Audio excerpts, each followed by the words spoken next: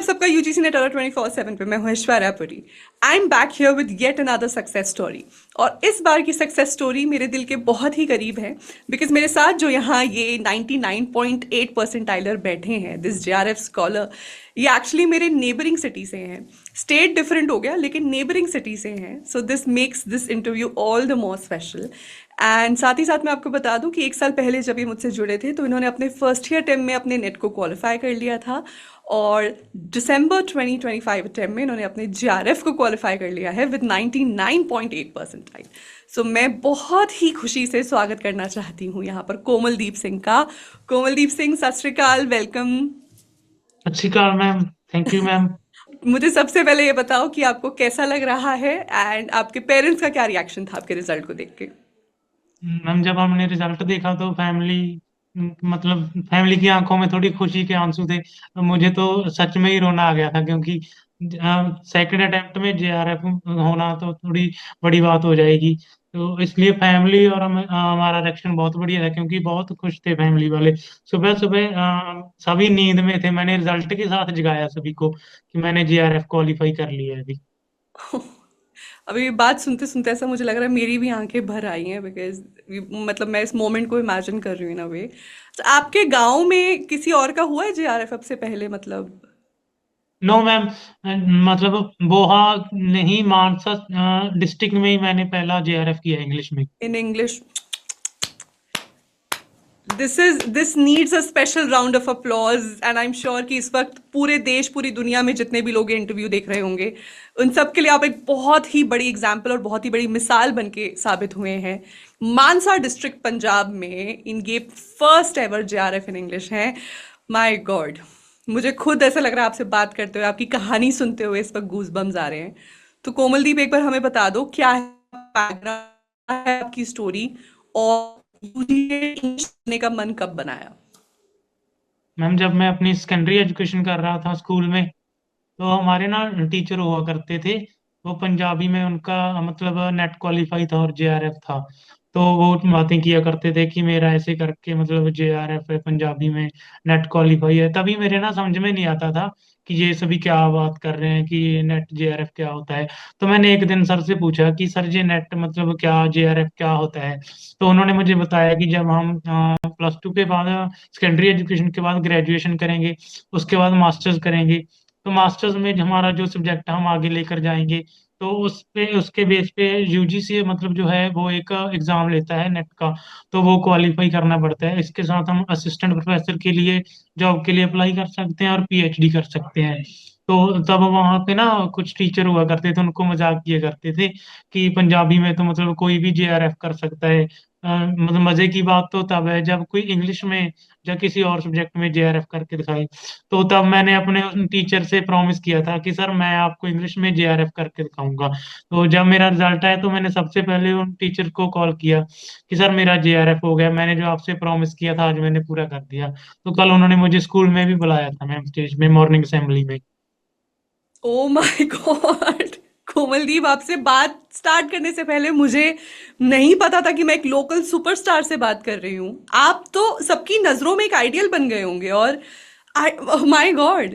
तो ये जो इंटरव्यू है, मैं एक्चुअली, कभी कभी स्टूडेंट्स बोलते हैं कि मैम हमारा प्रिविलेज है हम इस इंटरव्यू में जुड़े। इस वक्त मुझे ऐसा लग रहा है कि मेरा प्रिविलेज है कि आप मेरे साथ इस इंटरव्यू में जुड़े, बिकॉज आप हमारे देश में कोने कोने में बैठे उस हर बच्चे के लिए एक मिसाल बने हैं, जो गांव देहात में बैठ के कभी उसको ये नहीं पता होता अभी लाइफ में आगे करना क्या है, या फिर एग्जाम्स कैसे होते हैं, तैयारी कैसी होती है।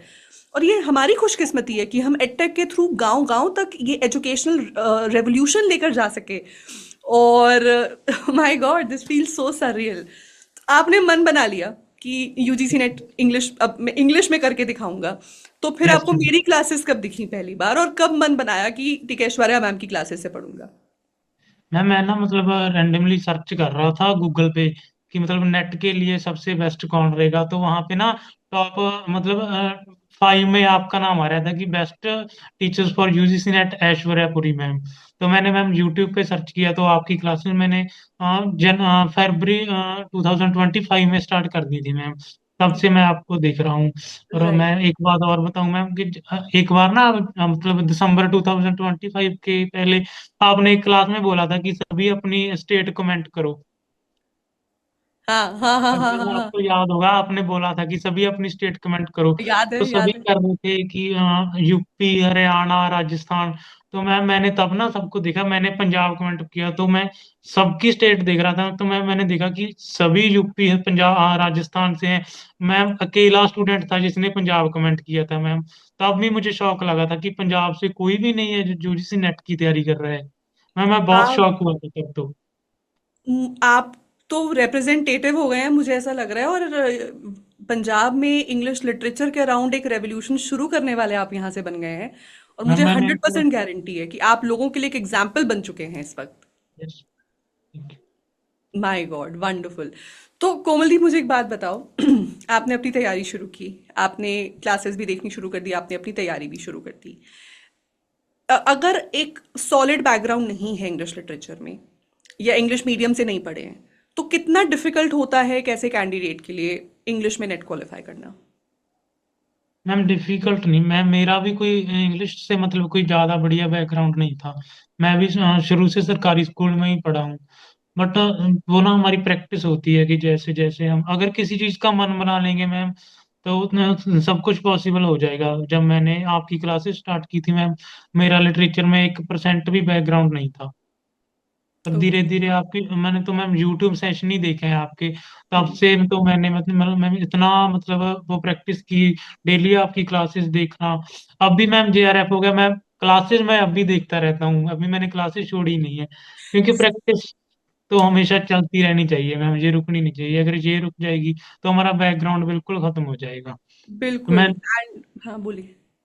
मैम मैं प्रैक्टिस ही बोलूंगा सबको कि अगर बैकग्राउंड भी नहीं है तो प्रैक्टिस स्टार्ट कर दो, प्रिपरेशन स्टार्ट कर दो, तो सब कुछ पॉसिबल हो जाएगा। Right right. और ये तो मैं बोलती भी रहती थी क्लास में कि बहुत से ऐसे लोग हैं जो बिना बैकग्राउंड के भी जेआरएफ्स भी कर लेते हैं, सोनली बिकॉज कि उन 4 5 6 महीनों में उन्होंने बहुत मेहनत कर ली होती है। तो यस मैम। कितनी मेहनत, मतलब कितने घंटे पढ़ते थे आप दिन में? मैम शायद आपने पिछली बार देखा होगा कि मेरी ना मतलब काफी इंटरव्यूज हुई थी। तो हमारा घर पे काम है मैम, गोट्स फार्मिंग का। तो मैं अपन गोट्स हैं मैम, बकरियां। ओके। तो मैं उनको भी मतलब लेके जाता हूँ खेत में। ओके। बकरियां चराने के बाद तभी मेरे पास अपनी बुक्स वगैरह जो भी मटेरियल होता है मैम, आप फोन होता है। तो खेत में जाकर भी मैं आपकी क्लासेस देखता हूँ। मतलब मैम शेफर्ड्स का काम है हमारा। तो जो आपने मेरी बुक्स मंगवा रखी थी, तो आप जब भेड़े चराने जाते थे, यस आप मैम, वो वहां मेरे बैठ के वो साथ होती। भेड़े अपना काम करती थी और आप बैठ के अपना काम कर रहे थे तब? Yes ma'am.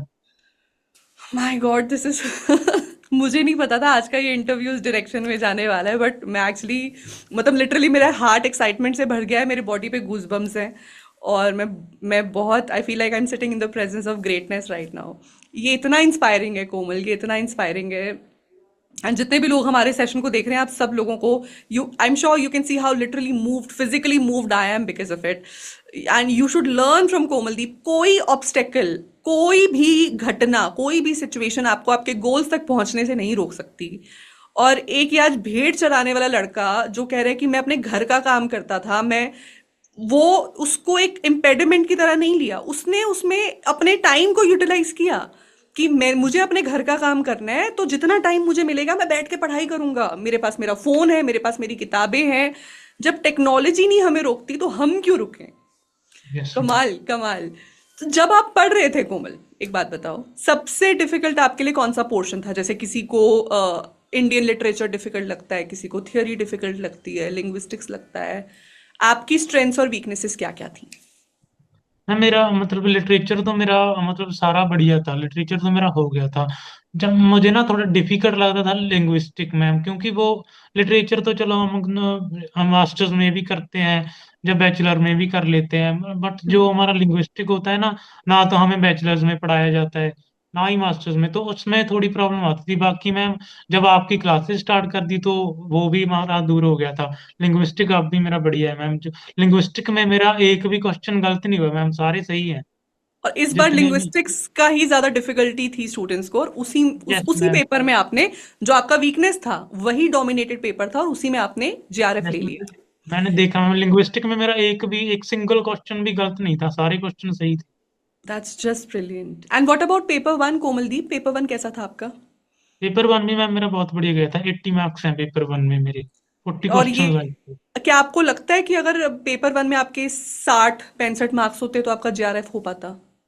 नो मैम, नहीं हो पेपर वन पाता। भी बहुत ज्यादा कंपलसरी है मैम। बिल्कुल। तो आप एक बार सब व्यूअर्स को बताओगे अच्छे से कि कैसे उनको पेपर वन और पेपर टू में टाइम मैच बैलेंस करना है? मैं एक स्ट्रेटजी तैयार की थी, मतलब मैंने पहले 2 हफ्ते में मैंने टीचिंग एप्टीट्यूड पे पूरा फोकस किया। टीचिंग एप्टीट्यूड मैंने किया, एमसीक्यू की, उसके थ्योरी की, वो अपने उसकी पेपर वन की मैम यूट्यूब पे क्लास होती थी, तो वो भी मैं देखता था।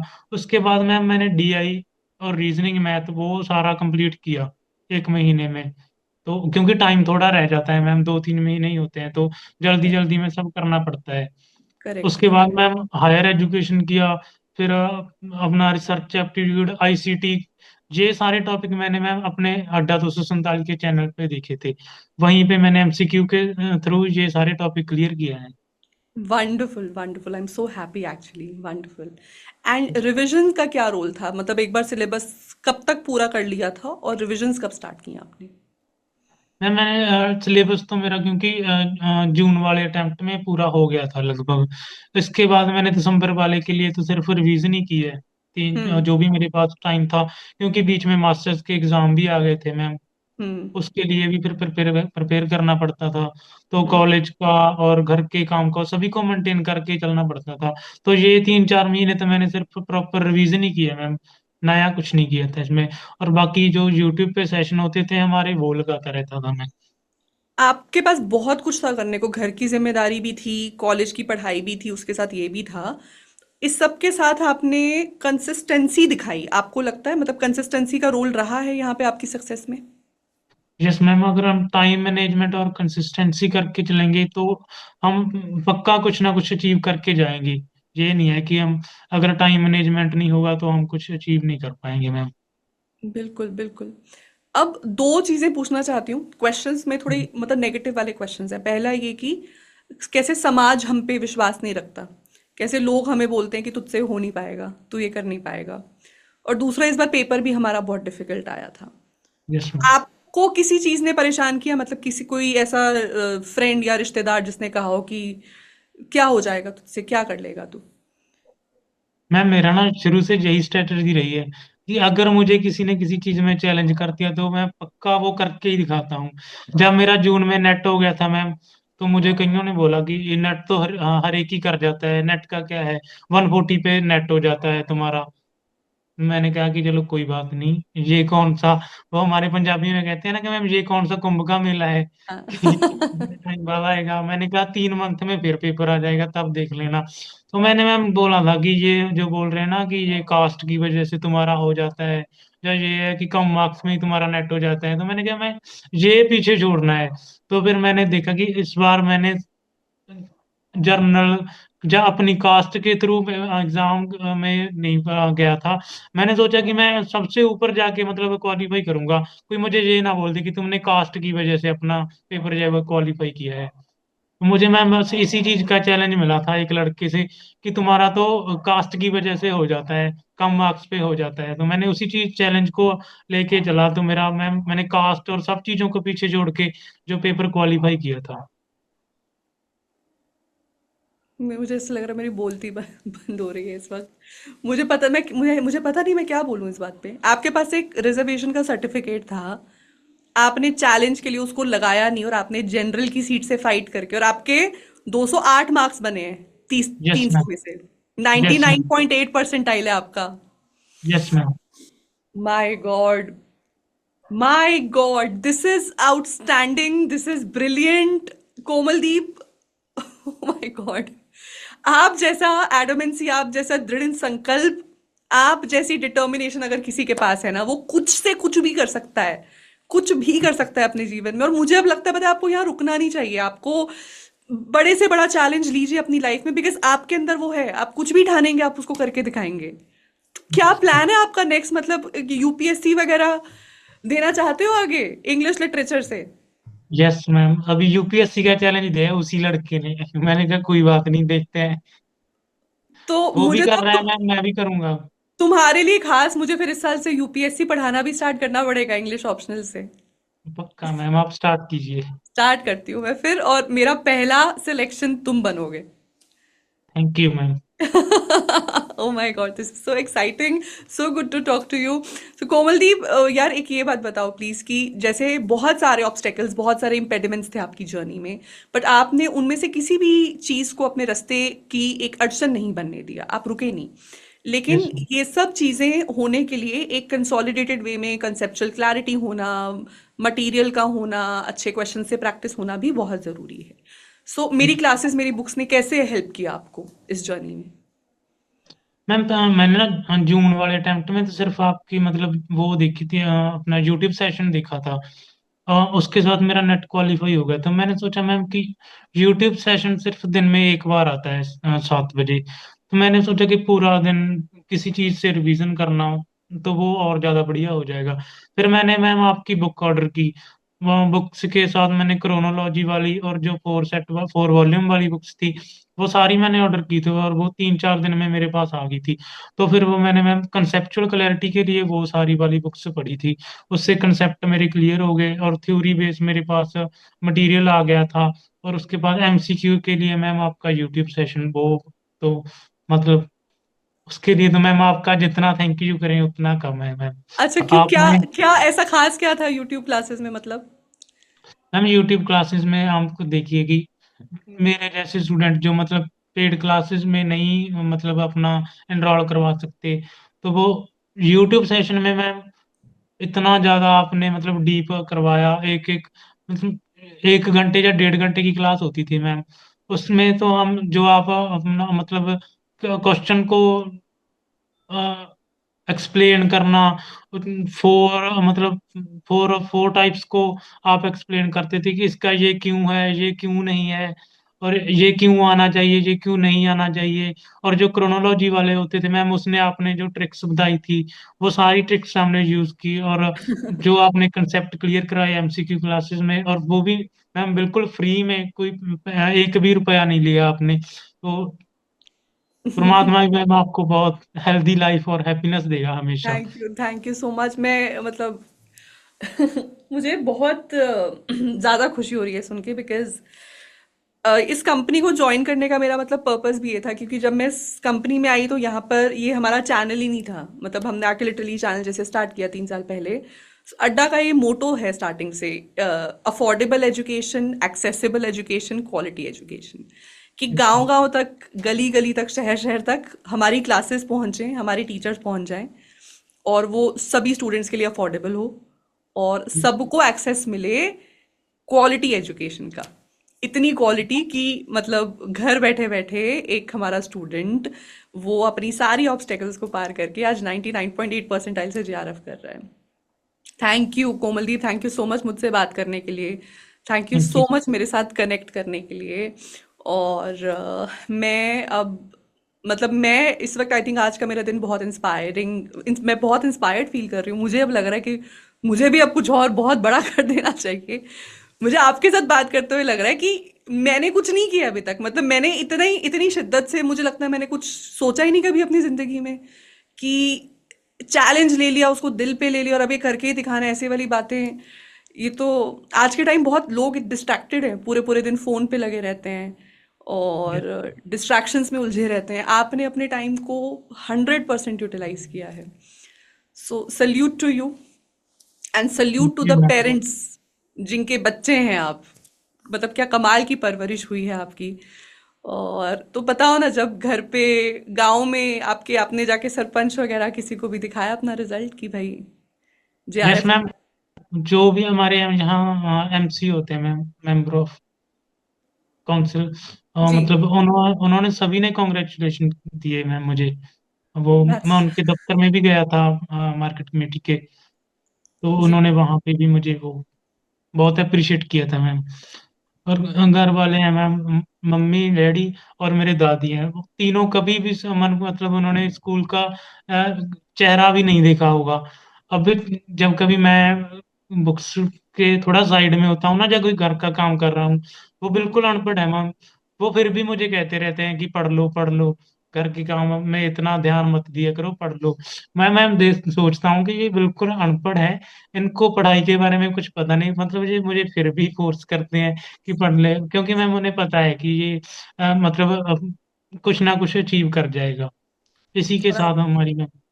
आपने कर दिया। और मैं भी अब लगता है, मैं पहली बात तो कभी कनेक्शन में जितने भी मेरे स्टूडेंट्स रहते हैं कभी भी मुझसे पढ़े होते हैं और एक बार पर्सनल टच में आ जाते हैं तो हम लोग थ्रू आउट रहते हैं कनेक्टेड। और अब मैं भी हर महीने 2 महीने बाद आपसे पूछती रहूंगी कि क्या कर रहे हो कोमलदीप, अब नेक्स्ट क्या अचीव किया, आप किस पे मेहनत कर रहे हो। एंड मेरी खुशकिस्मती है, हमारी खुशकिस्मती है कि हम आपकी इस जर्नी में भागीदार बन सके, पार्टिसिपेट कर सके। Thank you so much. तो जाते जाते कंक्लूज, वैसे तो आपका पूरा इंटरव्यू इतना इंस्पायरिंग है, मतलब ये पूछना रिडंडेंट ही है, फिर भी मतलब एक फाइनल मैसेज दे जाओ उन सभी लोगों को जिनको लगता है कि कोई भी अड़चन उनके जीवन में अगर आती है तो वो कुछ अचीव नहीं कर सकते, आप उनको क्या बोलना चाहोगे? मैं ना सभी को यही बताना चाहूंगा कि जो हमारी जीवन में प्रॉब्लम्स आती है ना मैम, वो ही हमें मतलब सक्सेस की ओर ले जाती हैं। मैं हमेशा सोचता हूँ कि अगर मेरे घर के हालात बढ़िया होते या हमारे पास भी बहुत ज्यादा पैसा होता, हम हमारा बैकग्राउंड स्ट्रांग होता, हम घर से रिच होते, तो मैम शायद मैं इतनी अचीवमेंट लाइफ में कभी भी ना कर पाता। क्योंकि मुझे ये होता है कि वो स्टूडेंट होते हैं ना मैम जो कहते हैं कि चांदी का चमचा लेकर पैदा हुए हैं, वो हम्म। कभी लाइफ में कुछ नहीं अचीव कर सकते। अचीव हमेशा वही करते हैं जिनकी लाइफ में प्रॉब्लम्स आती हैं। तो मैं यही कहूंगा कि प्रॉब्लम्स ही हमें सक्सेस की ओर ले जाती हैं। वो हमें हमेशा इंस्पायर करती रहती हैं कि तुम्हारे साथ ही तुम्हारे घर के हालात जो हैं वो अच्छे हो जाएंगे। अगर हम प्रॉब्लम्स के साथ भिड़ेंगे तो कुछ अचीव कर जाएंगे, अगर हम उनसे डर जाएंगे तो कुछ नहीं अचीव कर पाएंगे लाइफ में, हम यहीं के यहीं रह जाएंगे। सही बात है, बिल्कुल सही बात। Komaldeep, thank you so much for joining with us, and I know that hundreds and thousands of people will be motivated and moved by your interview. और आने वाले टाइम में बहुत से लोगों को इंस्पिरेशन और मोटिवेशन मिलेगी आपसे, सिर्फ पढ़ाई लिखाई की नहीं बल्कि जिंदगी को कैसे जिया जाता है इसकी भी। Thank you so much Komaldeep, and thank you many ma'am. many congratulations again to you and your family। And personally आपको न्योता है मेरी तरफ से 16 फरवरी का, गुड़गांव में जो हम एक फेलिसिटेशन सेरेमनी ऑर्गेनाइज कर रहे हैं, आपको उसमें पक्का पक्का आना है। और ओके। आपके गांव ने तो, आपके स्कूल ने तो सेलिब्रेट कर लिया आपकी सक्सेस को, अब हमें मौका दीजिए, अब हम आपकी सक्सेस को सेलिब्रेट करेंगे। Okay ma'am. डन। तो ये थे हमारे साथ कोमलदीप सिंह, जिन्होंने अपनी लाइफ में किसी भी कंडीशन या सिचुएशन को अपने रास्ते की ऑब्स्टेकल नहीं बनने दिया। इनका मानना है कि जिनकी लाइफ में ऑब्स्टेकल्स और प्रॉब्लम्स होते हैं वही लाइफ में कुछ करके दिखाते हैं।